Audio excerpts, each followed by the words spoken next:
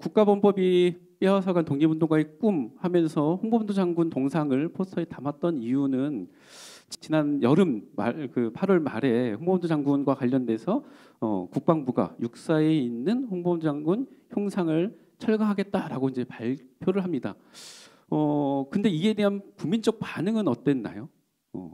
뭔가 왜 저렇게까지 되지? 이런 것들이잖아요. 근데 때마침 제가 그 발표가 있던 그 주말에 대전현충을 안내를 하게 됐어요.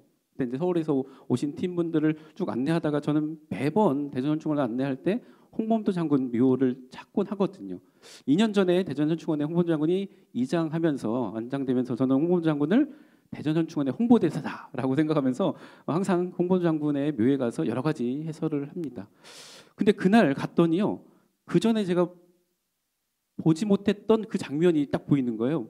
뭐냐, 단체로 해설할 때 뭐 20명, 30명 이렇게 해서 여러 사람들이 와서 해설을 듣는 경우는 있었는데 그날 갔더니 주변에 사람들이 막 모여 있는 거예요. 근데 이게 한 팀이 아니라 따로 온 사람들인 거예요. 가족들이 2명, 3명 혼자 오신 분들도 계시고 엄청나게 많은 분들이 왔는데 제가 수없이 많이 대전현충원을 찾아가서 봐왔던 모습 중에서는 이런 모습은 처음이었습니다. 이게 이제 어린 아이의 손을 잡고 어머니가 이제 홍범도 장군 묘 앞에 왔어요. 어떤 마음으로 이 아이의 손을 잡고 여기까지 왔을까요? 거꾸로 가는 또는 잘못되어 가는 이 역사를 우리 아이들에게 바로 가야 된다라는 그런 메시지를 전달하기 위해서 저는 이 아이와 함께 이 부모가 이 홍범도 장군 묘 앞에 오지 않았나라는 생각을 합니다.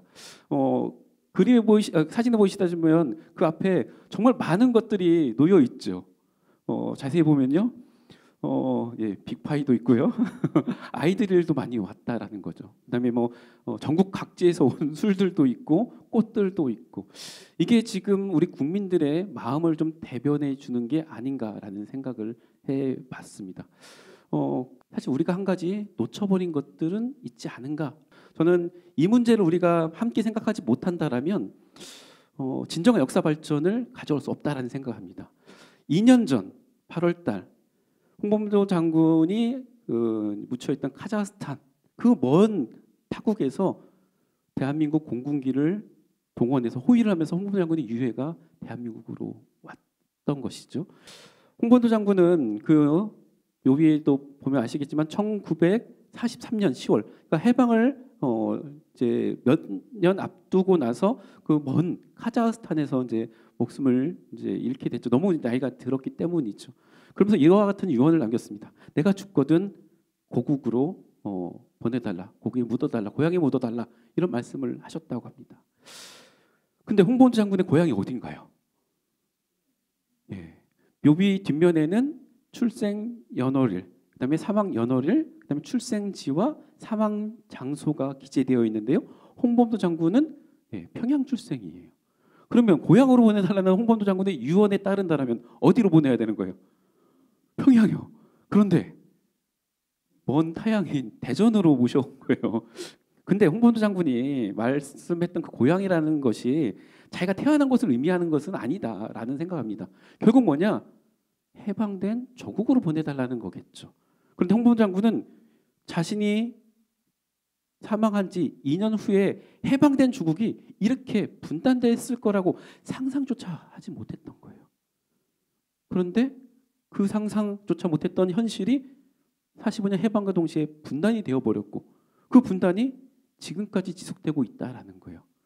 이 국가보안법이 이 독립운동가들, 돌아가신 독립운동가들마저도 응징하려고 하고 있다는 것이 지금의 현실이라는 것이죠. 왜? 홍범도 장군 이러한 이슈들이 왜 생겼나요?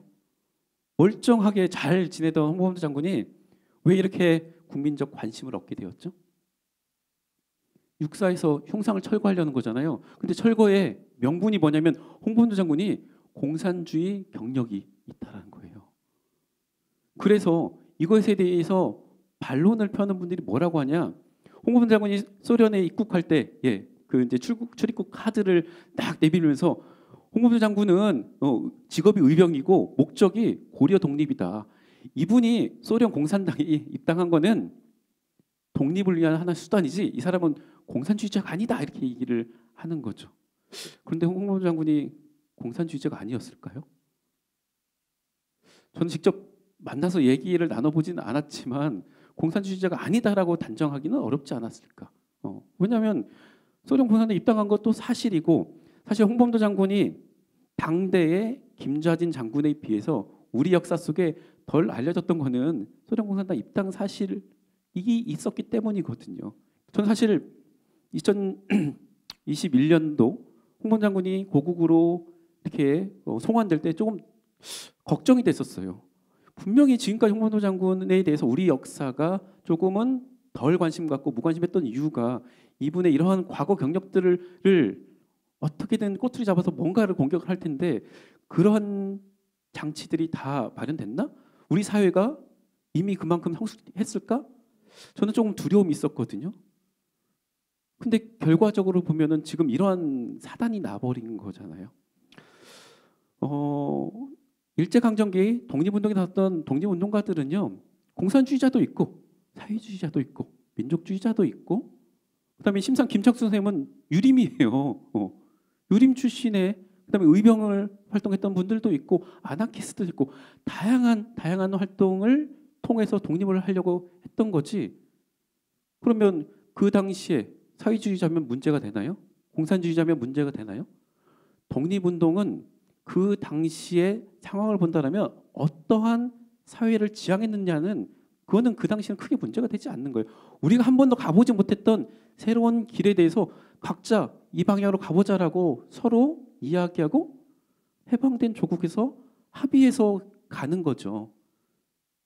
그런데 지금 와서 과거에 그 사람들 독립운동가들의 지향점을 가지고 공산주의자니 사회주의자니 그러면서 이 사람들을 우리의 독립운동가가 아닌 것처럼 만들려고 하는 역사를 거꾸로 돌리려고 하는 시도들이 너무나 걱정된다는 겁니다.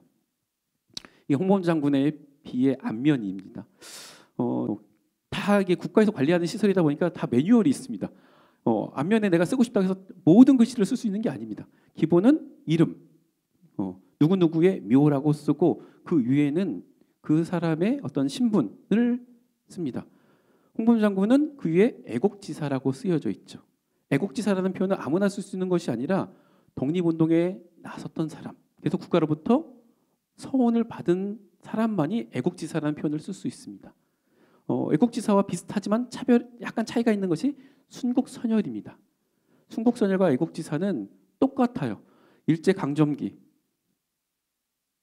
독립을 위해서 헌신했던 사람, 그 헌신의 결과 국가로부터 서원을 받았던 사람. 다만 1945년 8월 14일 기준으로 생존한 분은 애국지사. 그 전에 그 독립운동 과정에서 목숨을 잃었던 순국하신 분들, 옥사하신 분들은 순국선열입니다. 다만 해방 전에 돌아가셨지만 나이가 들어서 또는 독립운동과는 관련 없는 어떤 병으로 돌아가시게 되면 순국선열이라 애국지사인 거죠. 해방 이전에 돌아가셨지만 독립운동에 직접적인 영향이 아니라 나이가 들어서 돌아가셨던 홍범도 장군은 순국선열이 아닌 애국지사가 되는 거죠. 그리고 그 밑에는 고인이 생전에 했던 어록이든 어떤 좋은 문구든 하나의 이제 그런 글귀들을 적을 수 있는데요. 홍범도 장군 묘비 아래에는 이렇게 써 있습니다. 홍범도 장군, 고통받는 민족과 늘 함께한 그대여 무명능사들과 총을 들고 떨쳐 일어나 민족의 독립을 향한 일념으로 일제에 맞선 대한독립군 총사령관이여 이제 조국의 품으로 돌아오시니 그대의 숭고한 정신 온 민족의 가슴에 통일의 넋으로 울려 퍼지리. 정말 온 민족의 가슴에 통일의 넋으로 울려 퍼졌나? 라는 질문을 저는 계속 드리는 겁니다. 유가족들이 원하면 어떤 글씨체도 가능합니다. 근데 홍범도 장군은 가족이 생존해 계시지 않아요. 부인도 홍범도 장군의 행적을 쫓던 일제에 의해서 체포돼서 고문을 받다가 결국은 목숨을 잃었고요. 아들도 독립 과정에서 목숨을 잃었습니다. 그래서 그 가족들을 대신해서 홍범도 기념사업회에서 대신 그러한 뜻을 밝혔는데 이 글씨체로 해달라고 한 거예요. 많이 보신 글씨체죠. 예, 여러분들이 가끔 드시던 그 소주, 예, 처음처럼 소주와 글씨가 똑같네요, 그죠? 예, 예, 신영복 선생님의 글씨체 또는 어깨동무체라고 하는 거죠. 그런데 이러한 사실로도 또 공격을 받는 게 현실입니다. 왜요? 신영복 선생님이 국가보안법 위반 혐의로 정말 오랜 기간 옥고를 치르셨던 분이잖아요. 사실 홍범도 장군이 안장되면서 이미 모 신문에서는 예, 그러한 이야기를 해버린 거예요. 이 글씨체를 가지고도 국가보안법으로 어떻게든 처벌하고 싶은 예, 이러한 이야기들을 우리는 2년 동안 지켜본 거예요. 정말 우리 사회가 그 멀리 있는 카자흐스탄에서 정말 쟁쟁한 독립군 총사령관을 모셔왔는데 이분을 제대로 모셔왔는가? 제대로 모실 수 있는 사회적인 조건이 형성되었는가? 사실 국가보안법이 폐지되지 않는 한 제2, 제3, 제4 홍범도 장군 사태는 반복될 수밖에 없다. 사실 오늘 제가 드릴 메시지의 핵심은 바로 이거입니다. 그래서 이제 본격적으로 국가보안법이 가로막은 독립운동가의 꿈이라는 제목으로 이야기를 시작하겠습니다. 저는 첫 단추부터 잘못 끼워졌다라고 생각을 합니다. 어떤 첫 단추가 잘못 끼워졌는가? 해방 이후에 우리가 채웠던 첫 단추는 미군정이라는 단추였습니다. 왜 우리는 해방됐는데 미군정을 받아야 되는가라는 거죠. 사실 홍범도 장군도 그런 생각을 하지 못했을 겁니다. 수많은 독립운동가들은 당연히 일제가 패망하면 우리의 힘으로 새조국 건설, 새로운 사회를 건설할 수 있다, 해야만 한다라고 생각을 해왔겠죠. 근데 해방과 동시에 분단이 되고 38선 북쪽에는 소군정에, 남쪽에는 미군정이 들어선 거예요. 처음부터 잘못 채워졌던 이 미군정이라는 단추는 지금까지 우리 사회를 완전히 꼬이게 만들어 버렸습니다. 해방 이후, 사실 해방 이전부터 해방을 준비했던 수많은 독립운동가들이 건국준비위원회를 결성하고 독립을 준비해왔잖아요. 해방 이후에 새로운 사회를 어떻게 건설할 것인가를 이미 준비를 해왔습니다. 해방을 맞이한 직후 모든 그러한 권력들을 다 장악하고 건준을 인민위원회로 만들고 45년 9월 6일 날 인민공화국을 선포를 빠르게 해버린 거죠. 왜? 이틀 후면 미군이 오니까 미군이 오기 전에 우리 스스로 우리 새로운 사회를 건설할 수 있다는 것을 보여주기 위해서 선포를 한 거죠. 이 지도는 인민위원회가 정부 역할을 담당했던 지역 지도입니다. 절반을 넘어섰고 이대로 둔다라면 옆 동네로, 옆 마을로 인민위원회가 우리의 자치를 실현할 수 있는, 그래서 새로운 조국, 새로운 사회를 우리가 설계하고 우리가 가져갈 수 있는 충분한 조건이 형성되었는데 9월 8일 미군이 들어서고 미군정이 설치가 되었습니다. 미군정이 기존에 노력했던 우리 독립운동가들의 그런 뜻을 인정하고 지원을 했더라면 첫 단추가 잘못 끼워진 건 아니었겠죠. 하지만 현실은 정반대로 흘러갔습니다.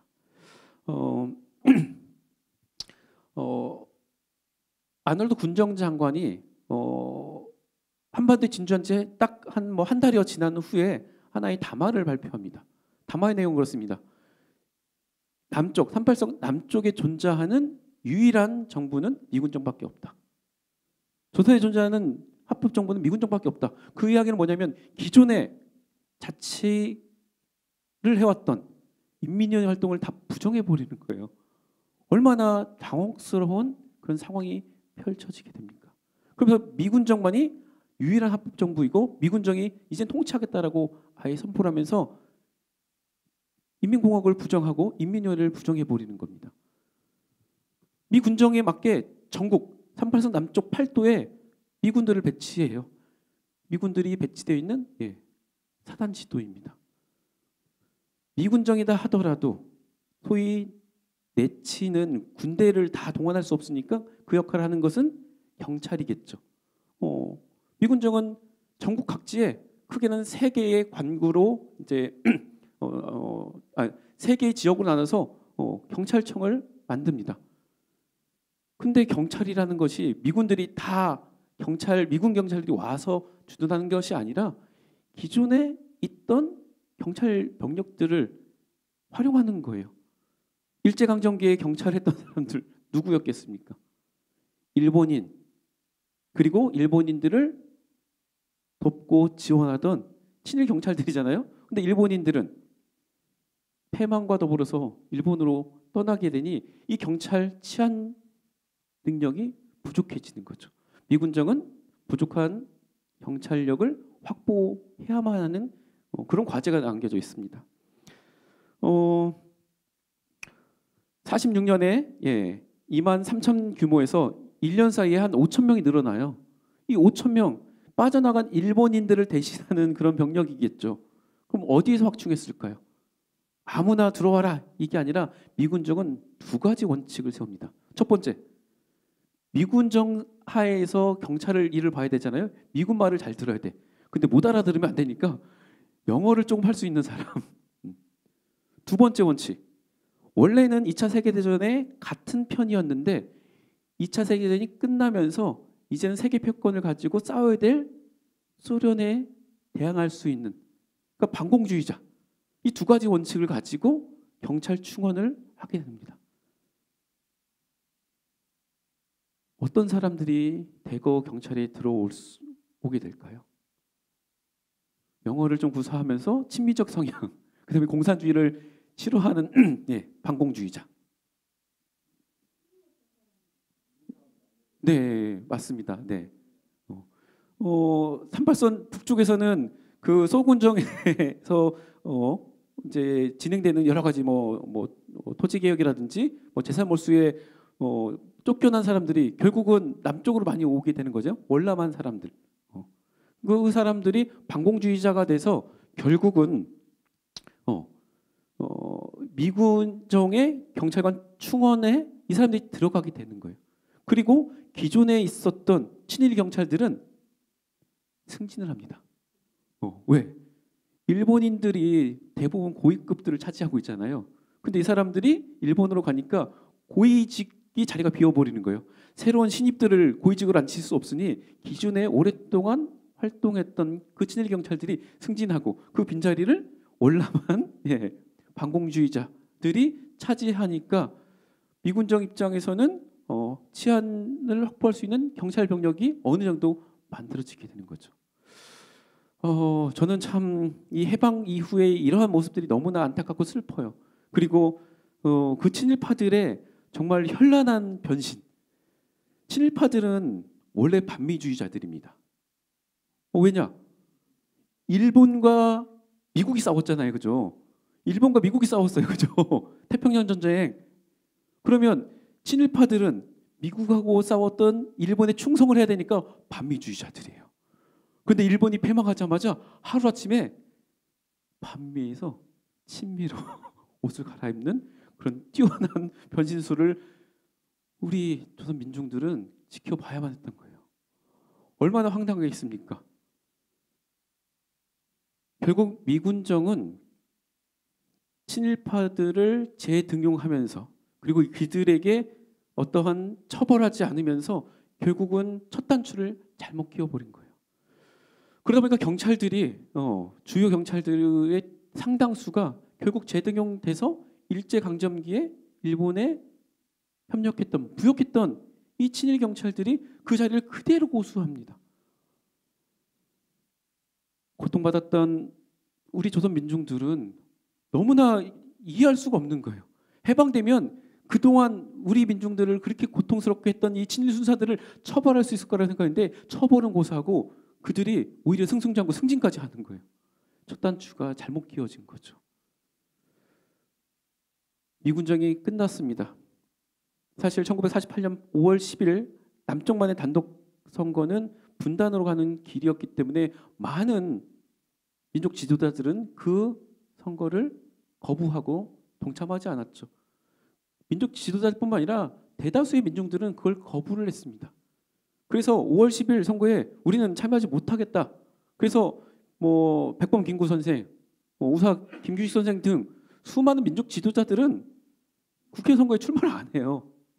그리고 우리 민중들은 그 선거에 참여하지 않겠다라고 결의를 했죠.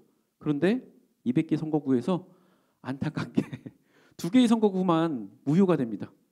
북제주군 갑선거구, 그다음에 을선거구. 그게 제주 4.3 항쟁이 있죠. 근데 이 항쟁이 계속 제주도 전역으로 확산되고 진압되지 않는 거예요.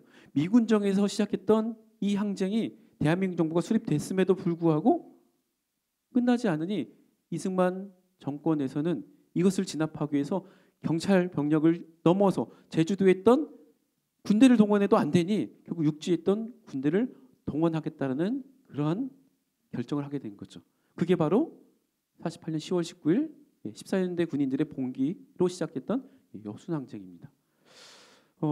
우리의 한국 현대사에서 가장 뼈아픈 항쟁이 결국은 대규모 민간인 학살로 번졌던 가슴 아픈 손가락, 가슴 아픈 현대사가 바로 제주 4.3과 여순항쟁이죠.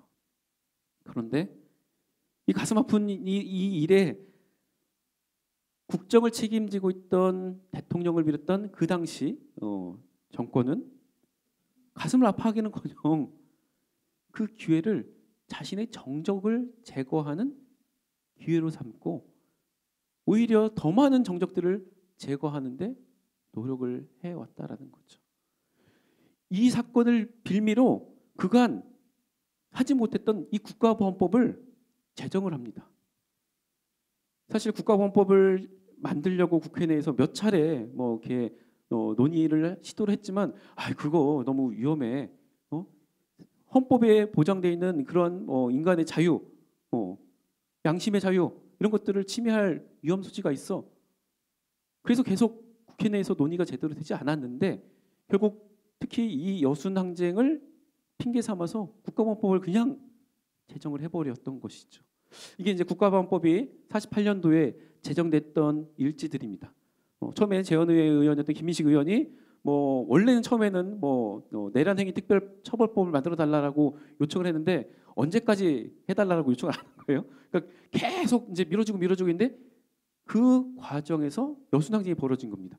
그러니까 다급히 3일 안에 기초해달라고 국회 내에서 청원을 하고 그 결정에 따라서 행정부에서 법안을 만들어낸 거예요. 그리고 1차, 3차 독회하면서 결국은 12월 1일 날 국가보안법을 제정하고 그날 즉시 발효를 했던 거죠. 이 국가보안법의 위법성, 그다음에 얼마나 위험한지에 대해서는 여기 계신 분들이 많이 아실 텐데요. 그 당시 국회에 이 국가보안법 법안이 상정되자마자 모 일간지에서는요. 국가보안법을 배격한다라는 제목의 사설이 붙었습니다. 이 국가보안법 내용이고요. 결국은 처음에 5조로 했다 6조로 이제 늘어나긴 했는데요. 국회에 상정되자마자 11월 14일자 모 신문의 사설입니다. 국가보안법을 배격함. 왜 배격하냐? 내용들을 한번 살펴보면 방금 국회에 상정된 국가보안법은 광범위하게 정치범 내지 사상범을 만들어내질 성질의 법안이라는 점에서 우리는 단호히 반대한다. 그리고 일반 형법으로도 충분할 거다. 그리고 이 국가보안법은 일제강점기의 독립운동가를 처벌할 때 썼던 치안유지법과 보안법하고 똑같은 거다. 그래서 크게 우려할 악법이 될 것을 국회에 경고한다. 아주 강한 내용의 사설입니다. 여러분들도 이 내용에 동의하시지 않나요? 그렇죠? 네. 이러한 정말 주옥 같은 사설을 실었던 이런 신문, 제가 좀 한자를 잘 읽지 못해갖고 어떤 신문인지 모르는데 이런 신문들은 우리가 읽어줘야 됩니다. 그죠? 한자 잘 못 읽어요. 제가 무슨 신문인지 모르겠는데 혹시 지금 이런 주옥 같은 신문을 구독하시는 분이 계실 수도 있을 것 같긴 한데요. 제가 딱 한자에서 이렇게 한글 세대로 넘어오는 그때라 한자를 잘 못 읽습니다. 이 이야기들 당시에 양심 있는 언론인, 그냥 일반 국민들도 이 국가보안법이 얼마만큼 위험한지를 알고 있었다라는 거죠. 그런데 여순항쟁을 빌미로 이승만 정권은 그 위험한 국가범법을 통과시켰어요. 그때 국회에서는 많은 논의가 있었습니다. 그럼에도 불구하고 여순 항쟁 때문에 이 법을 꼭 만들어야 된다면 그래도 한시적으로 이 법을 만들어야 된다 했는데 그 한시적인 조치가 거의 75년 75년이 되어 가고 있는 거죠. 조선일보의 그런 우려처럼 이 국가범법은 수많은 정치범을 만들고 정치적 자유를 탄압하는 법으로 활용되었습니다. 1년 만에 132개 정당 사회단체가 해산됐고요. 투옥된 사람이 11만 8천 명에 달했습니다. 이 국가범법의 피해자는 수많은 국민들, 그다음에 어디 가리지 않고 구석구석 이 국가범법으로 수많은 사람들이 처벌을 받아요. 우리가 흔히 많이 들었던 국회 불락지 사건, 국회의원도 이 국가범법을 만들었던 당사자들이 자기가 만들었던 법에 의해서 공격을 받아요. 황당하겠죠. 자기가 이럴 줄 몰랐겠지만 결국 이 국가범법은 불과 몇 달 후에 다시 부메랑이 돼서 자신들을 공격하는 무기가 되었습니다. 그리고 검찰, 그다음에 판사 등등 사회 곳곳에 국가범법으로 처벌받는 사람들이 즐비한 거예요. 그 일간지의 사설이 결국 우려가 현실이 되어버렸다는 것이죠. 서울지방검찰청 판사와 검사가 국가범법 위반 혐의로 구속되기도 했고요. 법조계에 수많은 뿌락지들이 있고 판사들도 국가범법으로 기소되는 일들이 벌어졌습니다. 이 국가범법 일제강점기에는 독립운동가들을 탄압하기 위해서 치안유지법과 보안법이 이 독립운동가들을 처벌하는 데 활용되었다면 해방된 이후에는요. 독립운동가들이 독립운동을 했다라는 그러한 이유로 또는 이제는 해방을 맞이했지만 분단이 된 거잖아요. 통일운동가로 변신을 합니다. 그리고 민주주의를 위해서 싸우죠. 이 사람들을 공격하는 무기로 활용되었다는 거예요. 이 그림을 보면 저는 해방이 됐는가? 해방되지 못한 거예요. 아직도 우리는 독립하지 못했고 해방되지 못했다는 것을 이 국가보안법의 사례를 통해서 확인할 수 있습니다. 이 국가보안법은 우리 국민들을 처벌하는 법으로 우리 국민들의 사상의 자유, 정치적 자유를 탄압하는 그러한 아주 혹독한 무기로 다가왔습니다. 결국 당시 이승만 정권은 이 국가보안법으로 수많은 정당 사회단체들을 해산시키고 수많은 인사들을 구속시켰는데 그럼에도 불구하고 국민들을 제대로 믿지 못하는 거예요. 국가보안법으로 처벌을 피한 국민들이 있을 것 같은 거예요. 교묘하게 법망을 피하는 국민들이 있을 것 같은 거예요. 자신의 그러한 정치적 기반이 약한 것을 결국 정적을 제거하는 데 국가보안법을 쓰고 이 국가보안법으로 처벌하지 못하는 국민들을 믿지 못하면서 그 국민들을 적대시, 적으로 간주하게 됩니다. 처음에는 자신의 명령을 따라야 될 군대 안에 뭔가 위험한 사건들이 벌어진다라고 생각했던 거예요. 첫 시작은 그것입니다. 제주 4.3을 진압했던 11년대 연대장을 부하가 암살하는 일이 벌어진 거예요. 박진경 연대장 암살 사건이죠. 암살의 이유는 그렇습니다. 처음에 구연대 연대장 김익렬 연대장이 제주도민 무장대하고 평화협상을 맺으니까 당시 미군정 입장에서는 제주도라는 전략적 위치가 필요하지 제주도 사람이 필요하지 않다는 인식 속에 이런 평화협상을 왜 하냐, 빨리 강경 진압을 해야 되는데 평화적으로 이 문제를 해결하려고 하다 보니까 이 김익렬 연대장을 해임하고 자신의 오른팔에 해당되는 박진경 연대장을 부임시키면서 11년대로 교체를 해요. 근데 거기에 있던 사병들은 크게 변화가 없다 보니까 야, 이러다가 우리 제주도민이 진짜 다 죽는 거 아니야라는 위기감을 느끼게 되는 거예요. 그 부하였던 문상길, 손선호 등등이 결국 이 박진경을 암살을 하게 된 거예요. 이 사건을 겪고 났던 미군정 입장에서 이 군대가 위험한 요소. 왜? 친일 경찰들은 이제 자기의 말을 잘 듣는 그러한 인사. 왜? 친일파들은 일본에 충실했던 그 사람들은 미군에도 충실하겠다라는 그런 믿음이 생겼는데 이 경찰의 가혹행위, 그다음에 친일파를 처단하지 못했던 이런 현실에 분노했던 청년들이 군대를 입대한 거예요. 그러다 보니까 어떤 민족의식들이 강하고 그 과정에서 그런 문상길 손선호 같은 이런 뜻이 나오는 거죠. 그러니까 야, 이거 안 되겠다. 군대 내에 이러한 사람들을 제거해야 되겠다라고 하면서 숙군 작업이 시작됩니다. 하지만 대대적으로 벌일 수는 없었죠. 근데 대대적인 숙군 작업의 명분은 바로 14년대 군인들의 봉기를 빌미 삼아서 연대 자체가 봉기라니까 대대적인 숙군 작업을 펼치는데요.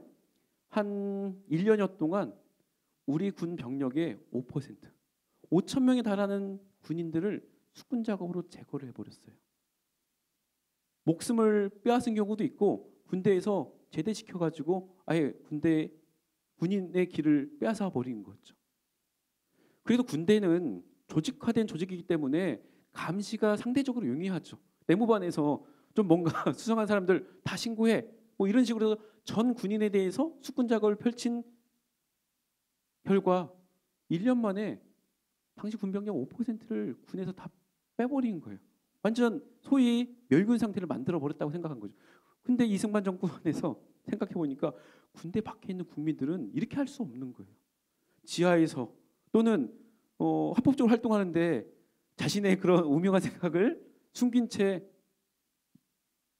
이승만 정권을 도전하고 규탄하고 비판하는 세력도 있지 않을까? 그런 국민들이 있지 않을까? 그래서 만든 것이 바로 국민보도연맹이죠. 이게 이제 숙군 작업할 때 총살당하는 군인들의 모습입니다.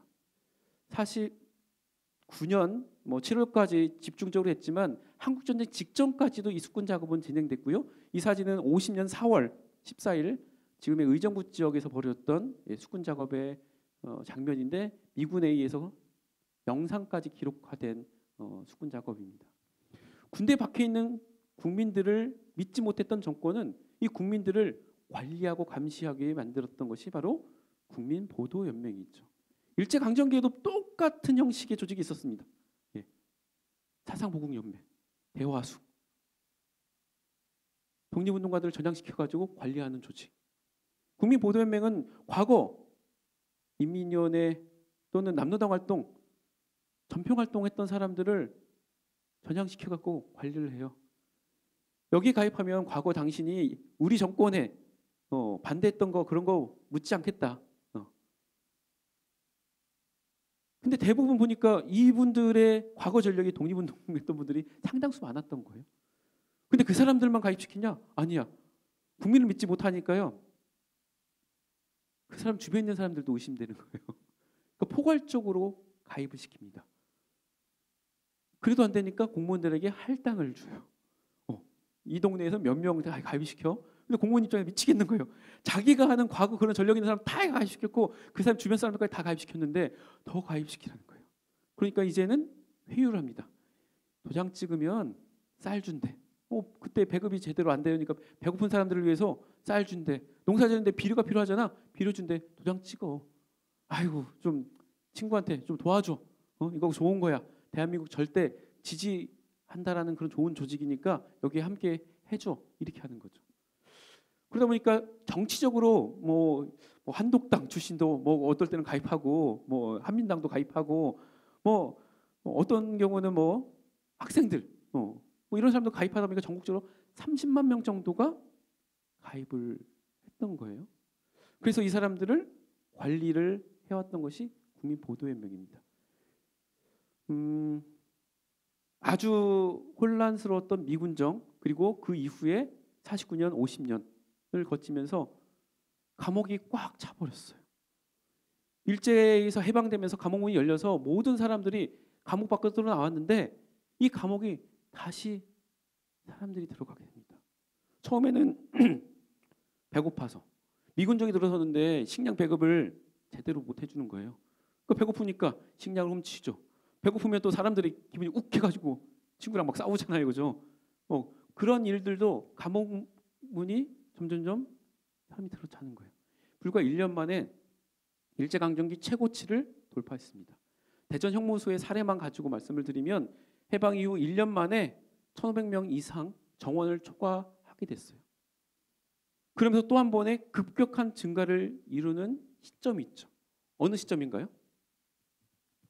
1948년 5월부터 말까지. 5월 10일 단독 선거, 8월 15일 대한민국 정부 수립, 그다음에 10월 19일 여수항쟁 시작, 그다음에 12월 1일 국가보안법 제정.